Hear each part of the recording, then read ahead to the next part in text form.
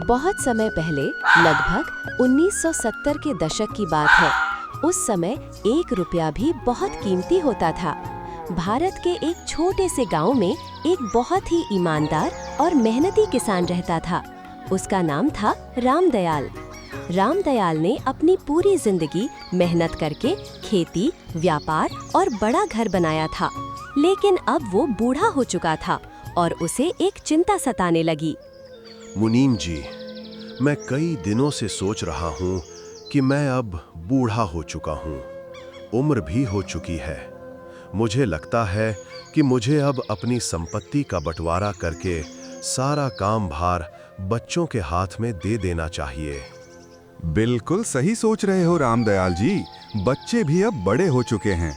काम और व्यापार वो अब नहीं तो भला कब संभालेंगे। मैं तो कहता हूँ सब काम बच्चों पर छोड़ दीजिए और आप तीर्थ घूमिए और आराम कीजिए। हाँ, मैं भी कई दिनों से यही सोच रहा हूँ। भाई, आज नहीं तो कल संपत्ति का बंटवारा तो करना ही है। लेकिन संपत्ति का बंटवारा तो ठीक है, परंतु व्यापार में तीनों बेटों में से किसी ऐसे को सौंपना चाहता हूँ जो सबसे ज्यादा बुद्धिमान हो और जो मेरे व्यापार व्यवसाय को मुझसे भी ज्यादा आगे बढ़ा पाए। लेकिन सेठ जी, हमें ये कैसे पता चलेगा कि उन तीनों में से सबसे ज्यादा समझदार कौन है? उसके लिए भी मैंने एक उपाय सोच रखा है। तुम बस तीनों बेटों को मेरे पास यहाँ बुला लाओ। ठीक है सेठ जी, मैं उन्हें अभी बुला लाता हूँ। इतना कहकर मुनीम रामदयाल जी के तीनों बेटों रघु, मोहन और सोहन को बुलाने के लिए चल देते हैं। तीनों भाई जब घर पहुंचते हैं तो रामदयाल जी घर के पीछे बने एक मकान के पास खड़े होते हैं। कहिए पिताजी, क्या बात है? आपने यूं अचानक हमें क्यों बुलाया है?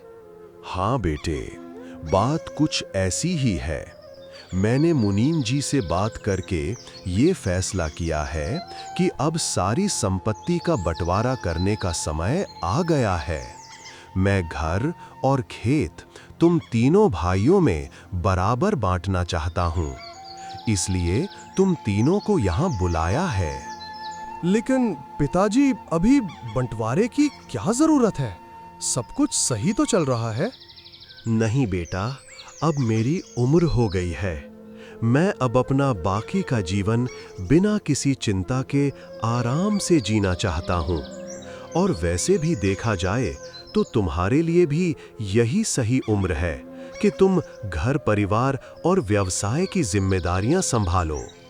ठीक है पिताजी, जैसा आपको ठीक लगे। बच्चों, घर और खेत की जमीन तो मैं तुम तीनों में बराबर बांटना चाहता हूँ, पर व्यापार में तुम तीनों में से उसी को सौंपना चाहता हूँ जो सबसे ज्यादा समझदार और होशियार होगा। बाकी दोनों भाई उसके साथ काम में उसका हाथ बटाना। अब तुम तीनों में से सबसे ज्यादा होशियार कौन है, ये पता करने के लिए मैंने एक उपाय सोचा है। बोलिए पिताजी, हमें क्या करना होगा? तुम तीनों मेरे साथ आओ। रामदयाल जी तीनों बेटों को अपने साथ आने को कहते हैं। वो तीनों भाइयों को पीछे बने अंधेरे कमरे में ले आते हैं और कहते हैं, बेटा, इस कमरे को देख रहे हो? ये पूरी तरह से खाली है। मैं तुम्हारी समझ और होशियारी की परीक्षा लेना चाहता हूँ। परीक्षा? कैसी परीक्षा पिताजी? मैं तुम तीनों भाइयों को 10-10 रुपए दूंगा। उन 10 रुपए से तुम्हें कोई ऐसी चीज लानी है जिससे ये पूरा घर भर जाए। क्या सिर्फ 10 रुपए? लेकिन पिताजी, ये कैसे संभव है भला? इतने से पैसों में ऐसी कौन सी चीज आएगी जिससे ये इतना बड़ा कमरा पूरा भर जाए? यही तो तुम्हारी परीक्षा है बेटा। मैं ये देखना चाहता हूँ कि कम स्रोतों और साधनों में तुम कैसे अपने व्यापार को आगे बढ़ाओगे। यही तुम्हारी होशियारी और समझदारी की परीक्षा होगी। ठीक है पिताजी, जैसा आप उचित समझें। तीनों भाई पिता की आज्ञा मानकर उनसे 10 रुपए लेकर बाहर बाजार की ओर चल देते हैं। बड़ा बेटा रघु पास के बाजार में पहुंचकर दुकानों पर कोई ऐसी चीज ढूंढने लग जाता है जो उस घर को पूरा भर सके। अब क्या करूं? इतने से पैसों में ऐसी चीज कहां से लाऊं जो इतने बड़े घर को पूरा भर सके? पिताजी ने भी ये कैसी अजीब शर्त रखी है। ये सोचकर रघु थोड़ी दूर आगे चला ही होता है कि उसे रुई की एक दुकान नजर आ जाती है। वो खुश होकर सीधा दुकानदार के पास आ जाता है। अरे भैया, रुई कैसे दे रहे हो?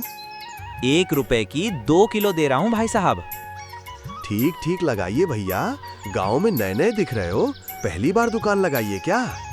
ऐसी बात नहीं है भाई साहब, चलिए आपके लिए रुपए की 2.5 किलो लगा देता हूँ। बोलिए कितनी लेनी है? हाँ, ये करी ना आप समझदारी वाली बात। मुझे पूरे 10 रुपए की रुई चाहिए। बताओ कितनी आ जाएगी? क्या 10 रुपए की रुई? साहब ये तो बहुत ज्यादा है। इतनी सारी रुई का आप करोगे क्या? क्या करूंगा मतलब? तुम्हें उससे क्या? तुम तो ये बताओ 10 रुपए की कितनी रुई आ जाएगी? ठीक है भैया, सही है, मुझे इससे क्या। आपके 10 रुपए की रुई 25 किलो हुई है, लेकिन बोलिए कहाँ रखवाऊं? इतनी सारी रुई कहाँ रखवाओगे? मैं तो कुछ साधन भी नहीं लाया अपने साथ। क्या तुम मेरे घर ये रुई भिजवा सकते हो? मेरा घर यहीं पास में ही है। ठीक है भाई साहब, रुई आपके घर भिजवा दूंगा, लेकिन उसके लिए आपको थोड़ा इंतजार करना होगा। मेरा लड़का कहीं रुई रखने गया है। आप अपने घर का पता बता दीजिए, वो जैसे ही आएगा मैं उसे आपके घर रुई लेकर भेज दूंगा। रघु दुकानदार को रुई के पैसे देकर घर आ जाता है। रघु जब घर वापस आता है तो उसके पिताजी और मंझला भाई उसी घर के बाहर खड़े हुए कुछ बातें कर रहे थे। अरे पिताजी, आप अभी तक यहीं हैं? और छोटे भाई, तुम इतनी जल्दी बाजार से आ भी गए? जरा मुझे भी तो दिखाओ, इतनी जल्दी ऐसी क्या चीज मिल गई तुम्हें जो पिताजी की शर्त को पूरी कर सके? अरे बेटा रघु, तुम भी इतनी जल्दी वापस आ गए। चलो अच्छा है, मैं भी ये देखने के लिए बहुत ही उत्सुक हूँ कि आखिर तुम तीनों भाई ऐसा क्या लाओगे। वे तीनों ये बात कर ही रहे थे कि इतनी देर में रुई वाला भी गाड़ी में बहुत सारी रुई लेकर वहाँ आ जाता है। अरे रघु बेटा, ये क्या? तुम तो बहुत सारी रुई ले आए हो। हाँ पिताजी, मुझे पूरे बाजार में केवल रुई ही ऐसी चीज लगी जो कम रुपयों में बहुत सारी आ जाती है, इसीलिए मैं यही ले आया। इससे ये कमरा पूरा भर जाएगा और मैं आपकी शर्त भी जीत जाऊंगा। बहुत अच्छा दिमाग लगाया बेटा। रुई का ढेर कम वजन होने के साथ साथ ये बहुत सारी जगह भी घेरता है। लेकिन तुम शर्त जीते या नहीं, इसका पता तो तभी लगेगा ना जब तुम ये रुई कमरे के अंदर ले जाकर इससे घर को भर के दिखाओगे। ठीक है पिताजी, आप और भाई अंदर चलिए, मैं सारी रुई अंदर रखवाता हूँ। तीनों घर के अंदर आ जाते हैं। अंदर आकर वे देखते हैं कि सोहन ने कमरे में हरी घास लाकर रखी हुई थी। रघु भी सारी रुई कमरे में लाकर रख देता है। अरे सोहन बेटा, तुम तो हरी घास ले आए हो, और ये भी इस कमरे को पूरा भरने के लिए बहुत कम है। तुम मेरी शर्त भूल गए थे क्या? मैंने कहा था कोई ऐसी चीज लेकर आना जो इस पूरे घर को भर सके। नहीं पिताजी, मुझे आपकी शर्त अच्छे से याद थी, पर साथ में ये भी अच्छी तरह से जानता था कि इतने कम रुपयों में ऐसी कोई चीज आ ही नहीं सकती जो इस कमरे को पूरा भर सके।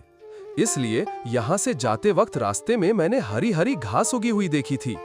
बारिश का मौसम होने की वजह से ये यूं ही सब तरफ उगी हुई है, तो मैंने मजदूरों को वो पैसे देकर उनसे ये घास कटवाकर यहाँ रखवा दी।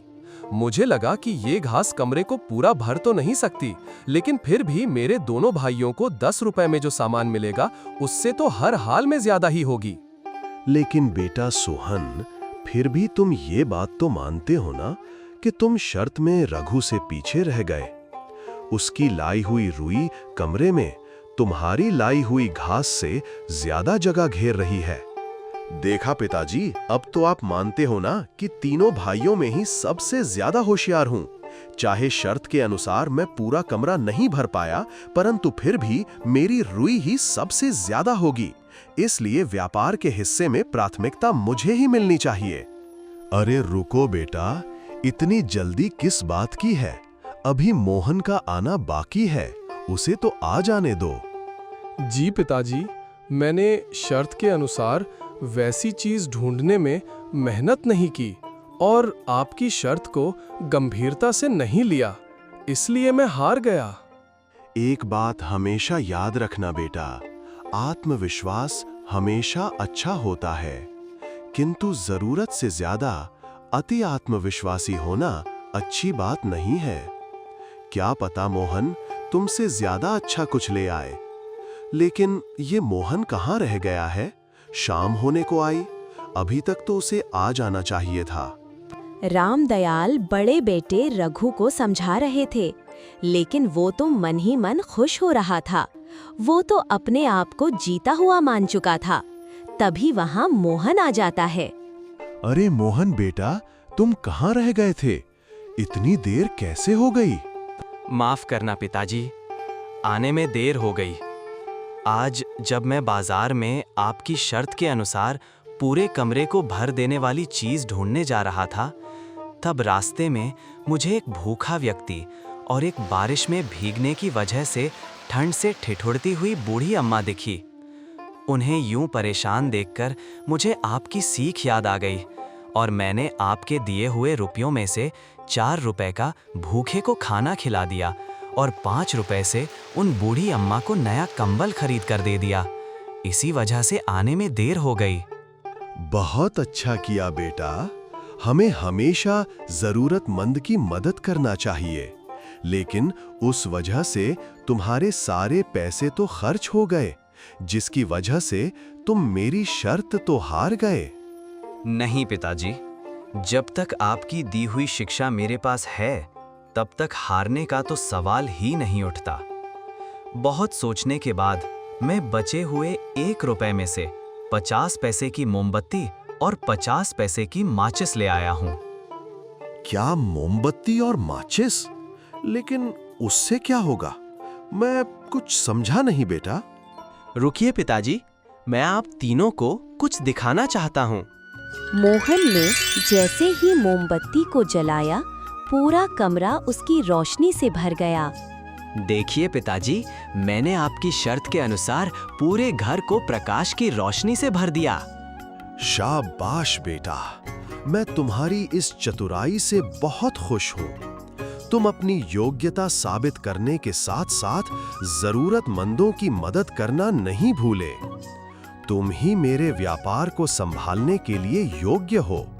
मुझे तुम पर गर्व है बेटा।